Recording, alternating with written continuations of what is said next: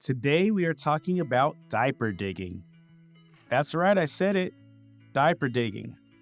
I know this is a taboo topic because no one talks about it, but the reality is you or a loved one may be struggling with this. Well, on today's episode, we have a solution to diaper digging that may be a suitable option for your loved one. So stay tuned. Welcome to the Autism Family Resource Podcast, where we provide guidance and insights for parenting neurodivergent children. From Pure Hearts Therapy, I'm your host, Brian Keene. Welcome back to the show, everyone. On today's episode, we have Cindi Seifert. Cindi is a mother and the founder of Preventa Wear, and she's here to tell us more about her amazing product. Welcome to the show. Hi, good morning, Brian. Thank you for having me. It's a pleasure. Let's go ahead and you tell us a little bit more about you. I'm very excited to be able to talk about this. So I am a mom, and my daughter's name is Kyla, and she's 25 years old now, and she has autism, and she's nonverbal, and she's more on the lower functioning side of autism, and she also has epilepsy.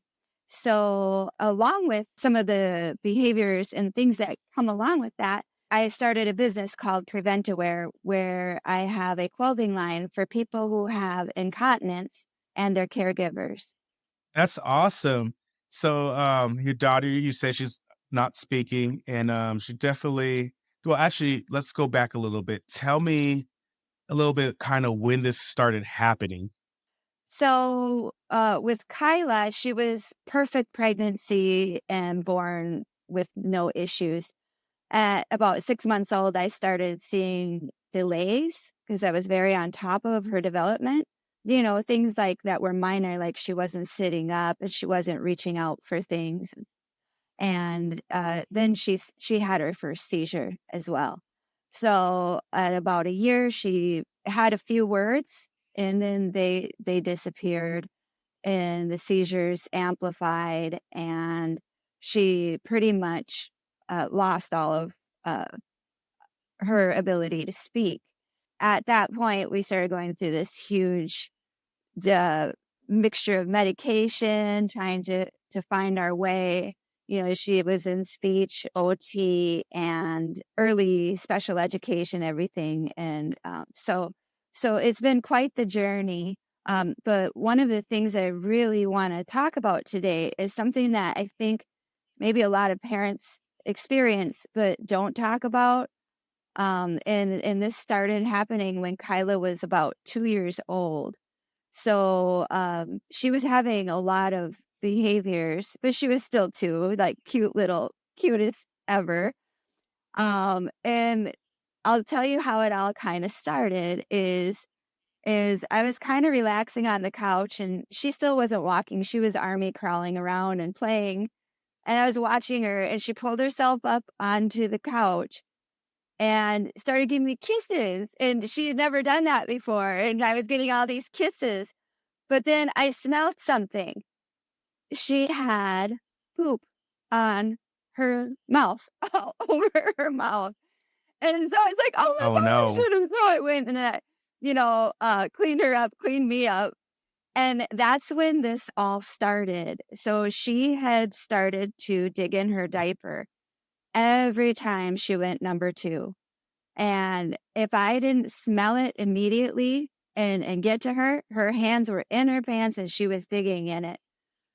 And I was wondering first of all, where it was all coming from. I think a lot of people who have autism um, or maybe intellectual disability, they maybe have also problems with diarrhea or constipation or something. So she was just going all the time too, like 3 times a day and then digging in it.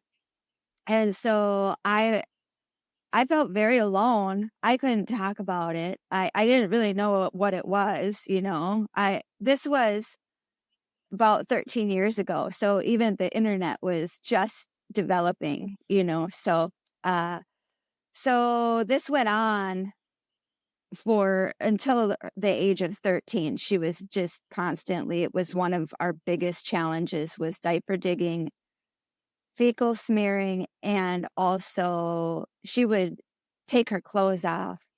Um, she would disrobe. So all of a sudden she was in the backyard playing at the age of 9 years old, and I had just bought us a house with a fence in the backyard so she could be safe and play, without wandering or running off as well. And so I'm watching her play, and all of a sudden she takes off all her clothes, and she's 9, and she's naked in the And backyard. So when I go to try to help her get dressed again, because it's not appropriate, she's screaming and kicking and having a meltdown, so I have to explain to my neighbors, "Oh, she's okay. Wait, she just has autism. Please just look away." So we had our challenges. So I had uh, been Googling online clothes to prevent diaper digging or something, anything to help us, because I was it was a lot, and it was very, very hard. So finally, I just took a sewing class, and I made one because there was nothing online yet. So I made like an adult size onesie, full coverage that snapped in the crotch. And then I put on jeans and a belt on her, and it worked.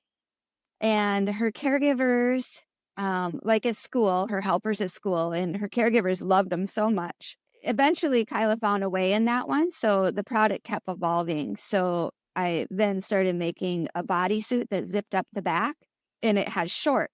And that worked for Kyla so much that the behavior completely stopped.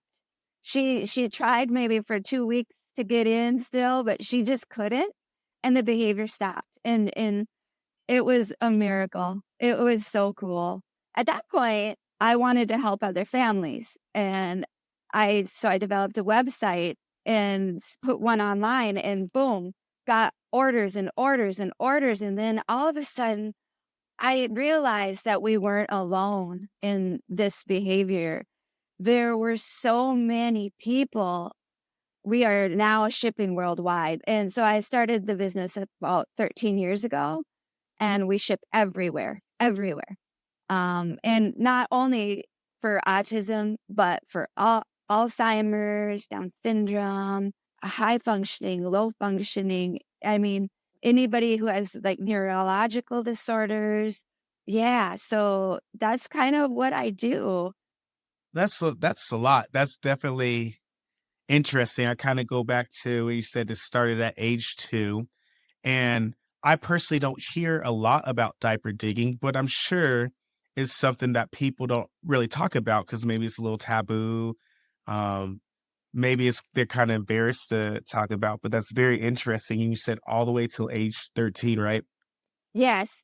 And I believe she'd still be doing it if she wears my outfits every day now. So I had this right away when I started. I had this school in Missouri. It was a school for people with autism, and they were ordering like left and right. And finally, after about 6 months, they contacted me and they said, "Thank you so much for providing these outfits because our students are succeeding in them so well, they're graduating out of them." That's what they said. And so it was working for them too. So it was so exciting because that, like I said, it's a tough behavior. I mean, I could share with just one more crazy story just so that people, feel like they're not alone. And that's basically what my goal was, is to help people through this and make them feel not alone. But so when Kyla was about 12 years old, I was dating a man who became my husband, but we had been dating for about 6 months, and he invited me and Kyla over to his house for lunch.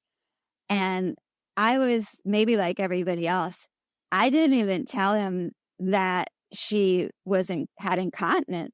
He didn't even know she was in diapers, as far as I knew. I was hiding it pretty well.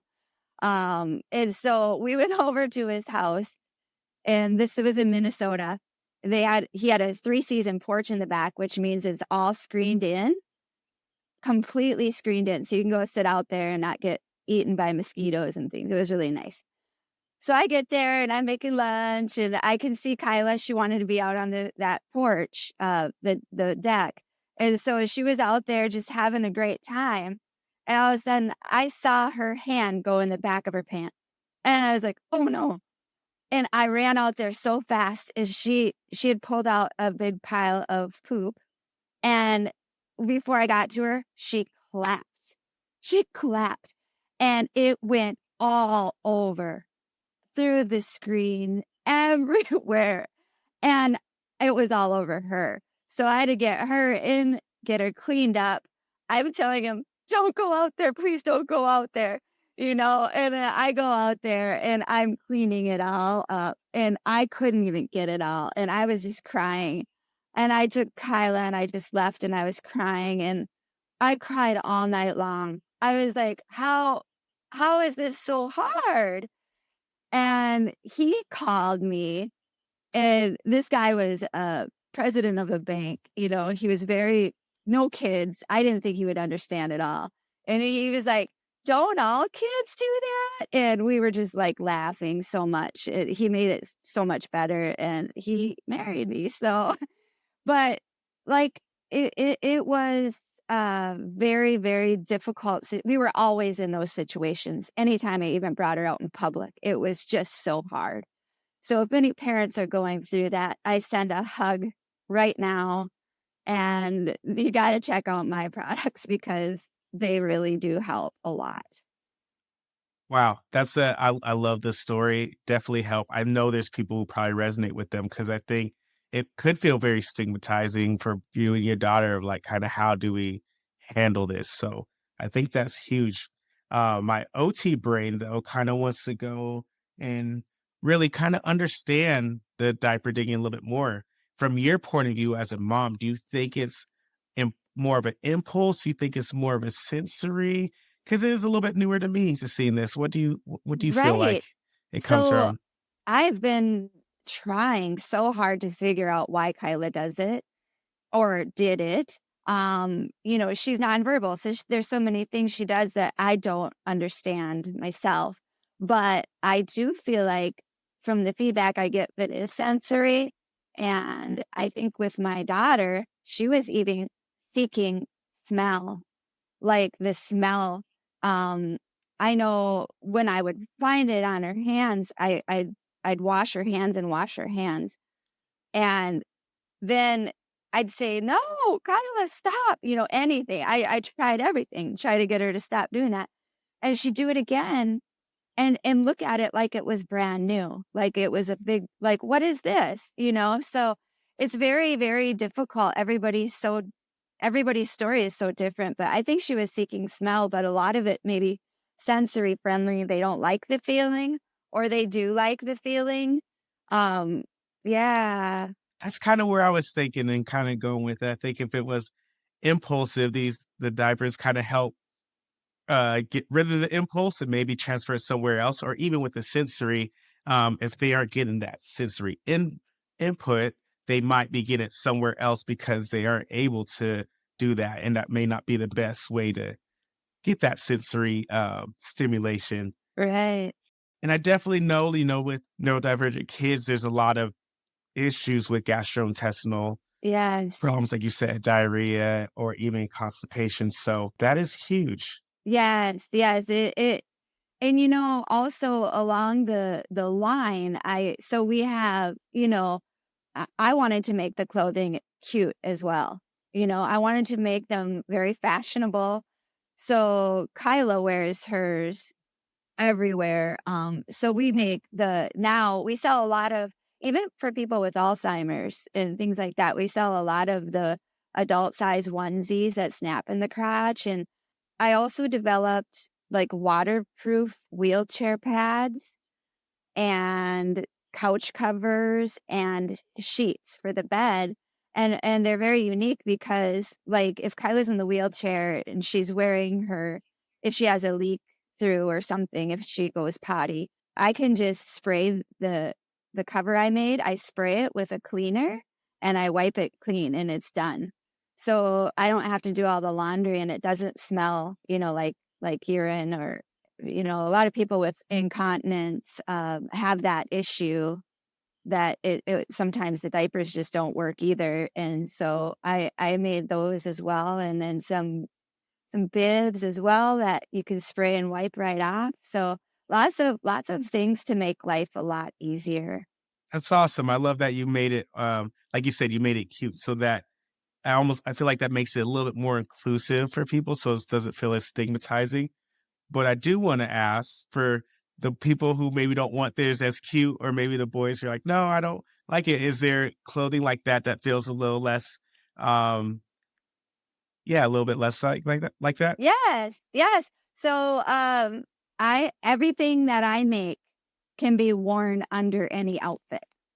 So you can wear like one of my bodysuits and you could put jeans over the top and a t-shirt. And so I wanted to make it like that. So there's complete freedom, but it's also, the thing about these two, I forgot to mention, but they're very sensory friendly. And a lot of people like to wear them because it gives like a hugging sensation as well.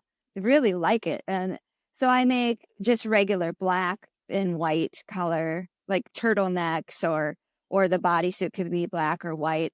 And then some of them I'll do like an electric blue so that they're very fancy, or hot pink. So yeah, it's just there's so much flexibility. The main intention when I started it was so it could be an undergarment, so it could be worn underneath anything.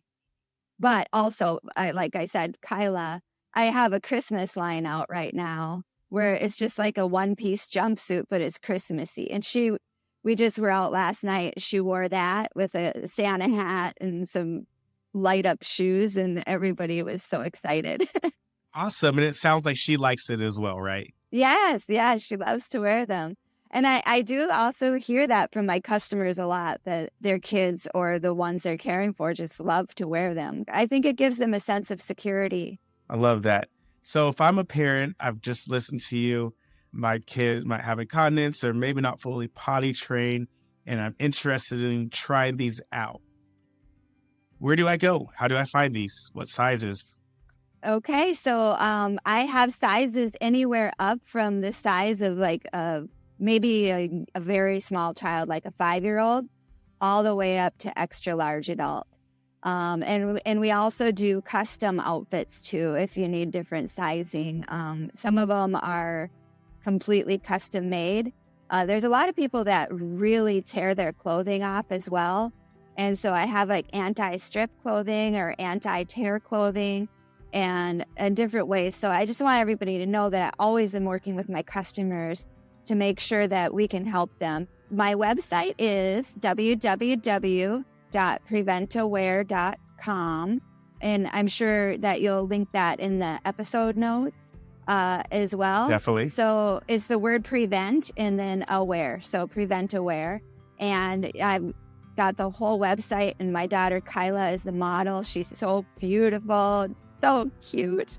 And I also have Facebook as well. Awesome. I love that. I definitely will link all of those, not only on the podcast, but also on the website blog. So Great. thank you so much for sharing all that. And I'm sure there's lots of parents who maybe aren't even talking about it who are going to benefit from this and be life-changing, definitely, if they could resonate with this. Absolutely. I am so happy that I got to talk about this on a podcast, on your podcast. I mean, this is just so great. And I really do hope that I reach people and they're going to listen to this and they're going to be like, wow, there's help out there. And it does change lives. So awesome. Well, thank you for coming on the show. It's been a pleasure, Cindi. Thank you so much for having me.